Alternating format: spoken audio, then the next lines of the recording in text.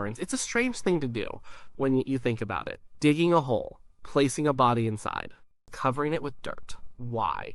Animals don't do this. A lion dies on the savannah and it becomes part of the landscape. The scavengers arrive. The sun and the rain do their work. The cycle continues. It's efficient. It's natural. So why did our ancestors decide to interrupt that cycle? Why go to all the trouble? It's hard work digging a hole, especially with primitive tools. It takes time and energy that could be spent hunting, gathering, or just surviving. And yet, at some point, they started doing it. It was a profound shift in behavior. It was one of the first things that made us truly different. It was the beginning of us asking questions about life and death. To understand why, we have to strip away everything we know about modern funerals. Forget the ceremonies, the religions, the neat cemeteries. We have to go back to a time when death was a constant, immediate presence. A time when a saber-toothed cat, a broken leg, or a simple infection could be the end. Life was raw, and so was death. The simplest explanation is often the best place to start. And the simplest explanation for burial is a practical one. Dead bodies are a problem. They start to decompose quickly. They smell. The smell attracts scavengers. You don't want a pack of hyenas or a cave bear hanging around your camp because they smell your deceased relative.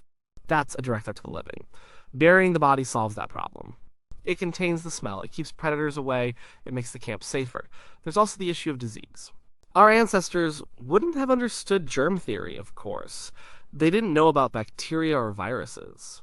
But they could see cause and effect. They could see that being around a decaying body was unhealthy. They might have noticed that people who stayed near a corpse got sick. Sickness in a small hunter-gatherer group is a disaster. It weakens everyone. It makes it harder to find food and defend against threats. Putting the body underground was a form of ancient sanitation. It was an instinctive act of quarantine.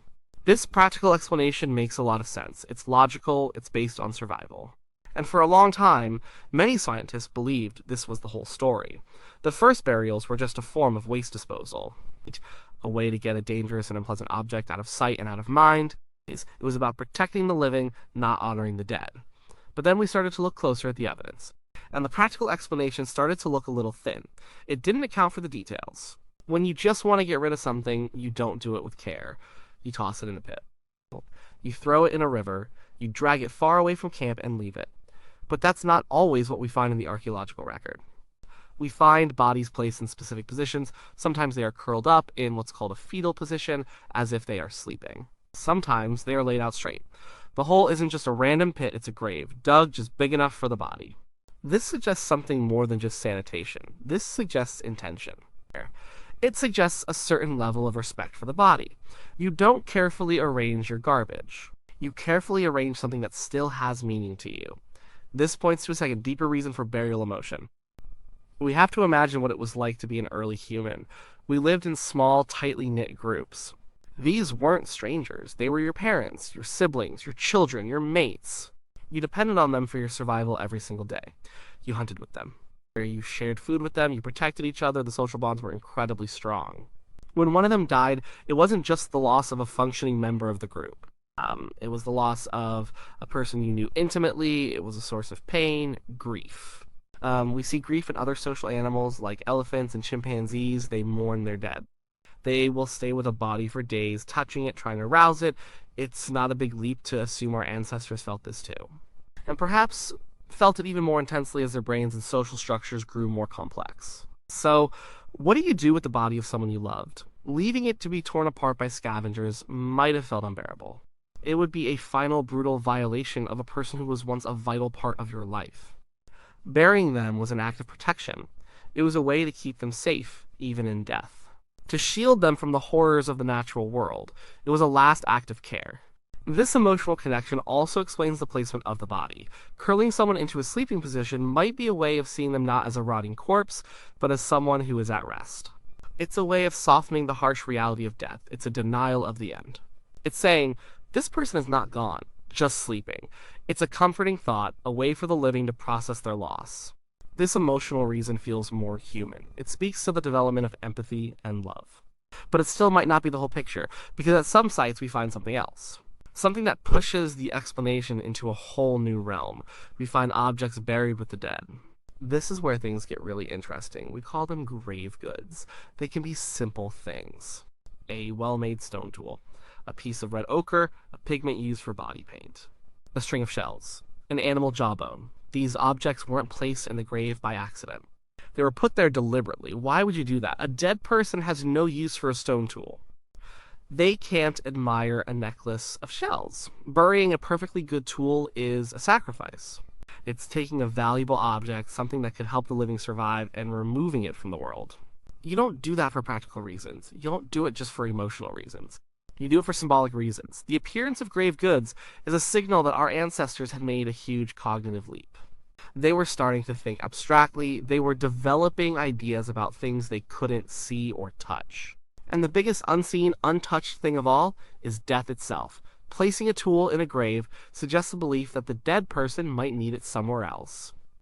It hints at the very first idea of an afterlife, a journey to another world, a spirit world, where you would still need to hunt or cut or defend yourself. And placing shells or pigment in a grave suggests they wanted the dead to have beauty or status in this other place. It means they didn't see death as the end of the person. The body was dead, but something else, a spirit, a soul, a life force continued on. This is a revolutionary idea. It's the birth of metaphysics. It's the moment we started asking the big questions. What happens after we die? Is this all there is? The act of burial, especially with grave goods, becomes a physical manifestation of these questions. It's the first evidence of religion, or at least of spirituality. It also shows a new understanding of time. To prepare a body for a journey into the afterlife, you have to be able to think about the future. It's not just the immediate future, like, I need to find food for tonight, but a future that extends beyond life itself. You also have to think about the past. The person in the grave had a life, an identity. The grave goods might be objects they used or loved. Burying those objects with them is a way of honoring that identity, of saying, this is who this person was. The evidence for this symbolic behavior is found in different places and with different human species, which makes the story even more complex.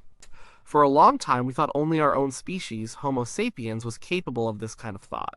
But the evidence is pushing that timeline back.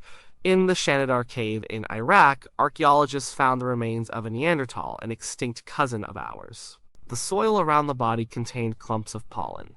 The original interpretation was breathtaking. It suggested that this Neanderthal had been laid to rest on a bed of flowers. It was called the flower burial. It was a deeply poetic and human image, a rugged ancient hominin performing a gentle symbolic act. Today, that interpretation is debated. Some scientists argue the pollen could have been brought into the cave by burrowing rodents. It might not have been deliberate, but other Neanderthal sites show similar hints. In La Chapelle aux Saints in France, another Neanderthal was found in a pit that seems to have been intentionally dug. He was old, had severe arthritis, and had lost most of his teeth. He couldn't have survived on his own. Others in his group must have been caring for him for years. His burial suggests that this care continued even after his death. The evidence with early Homo sapiens is much clearer. In the Shul and Kafse caves in Israel, dating back around 100,000 years, we find some of the earliest definite burials. One individual was buried with the jawbone of a wild boar held in their arms. Another was an adolescent buried in a pit with a set of deer antlers laid carefully near their head and shoulders. There's no practical reason for this. It's pure symbolism. It's a statement. It's a ritual. And this brings us to the fourth possible reason for burial society. A death is a disruptive event for a small group. It creates a tear in the social fabric. A person with a specific role, with knowledge and relationships, is suddenly gone. This can cause chaos and fear. A burial ritual is a way to manage that disruption. It's a shared activity that brings the group together. Everyone participates. They dig the grave, they prepare the body, they watch as it is buried. This shared experience helps them process the death collectively. It reinforces their bonds with each other. It's a way of saying, we have lost one of our own, but we, the group, will continue. We are still strong. The burial itself becomes a kind of public statement. It marks the place where the person is. It turns a piece of the landscape into a place of memory. The group might return to that spot. It becomes a part of their history, their territory. It connects the living to their ancestors. It builds a sense of continuity and identity. So we have four overlapping explanations. The practical need for sanitation, the emotional need to care for a loved one, the cognitive leap into symbolic thought about an afterlife, and the social need to maintain group cohesion. The truth is probably that all of these played a part. It likely didn't happen all at once. The evolution of burial was probably a slow, gradual process. Maybe it started with the practical. Maybe the first burials were simply dragging a body into a crevice or a shallow pit to keep the hyenas away. It was a functional act, but over thousands of generations, that act started to change. As our ancestors' brains grew more complex, so did their emotional lives. The functional act of disposal became layered with grief and respect. They started taking more care, they arranged the body, they chose the spot more deliberately. Then came the next great leap. The brain evolved the capacity for abstract thought. Suddenly, the act of burial was no longer just about the body. It became about the spirit. It became a way to interact with the mystery of death. That's when the grave goods appeared. That's when burial transformed from a practical chore into a profound ritual. And as the rituals became more elaborate, they became more important for the group. They became traditions passed down from one generation to the next. They became a central part of the culture, a way for the community to define itself and to cope with one of life's greatest certainties. The story gets even more fascinating when we consider a recent discovery. In the Rising Star Cave system in South Africa, scientists found chambers deep underground filled with the bones of a primitive hominin species called Homo naledi. This species had a brain about the size of an orange, and yet the researchers who found them argue that these were deliberate burials. They believe Homo naledi was carrying its dead deep into this incredibly dangerous and difficult to reach cave system and depositing them there. This is a controversial claim. If it's true, it would push back the origins of this kind of behavior by hundreds of thousands of years. It would mean that a creature with a much smaller brain than a Neanderthal or a Homo sapiens was already engaging in a complex ritual related to death. It would challenge our whole understanding of what it takes to develop this kind of symbolic thinking. Maybe the impulse to treat the dead with special care is older and more fundamental than we ever imagined. Maybe it doesn't require a large modern brain. Maybe it arises from the simple fact of being a social creature that forms strong bonds and has to face the reality of loss. Ultimately, we can never know for sure what was in the minds of our ancient ancestors. We are interpreting silent stones and bones. We are trying to reconstruct thoughts and beliefs from the faint traces they left behind. There will always be debate and uncertainty, but the evidence strongly suggests that burial was not just one thing. It was a behavior that grew and evolved over a vast stretch of time. It started as a simple solution to a practical problem.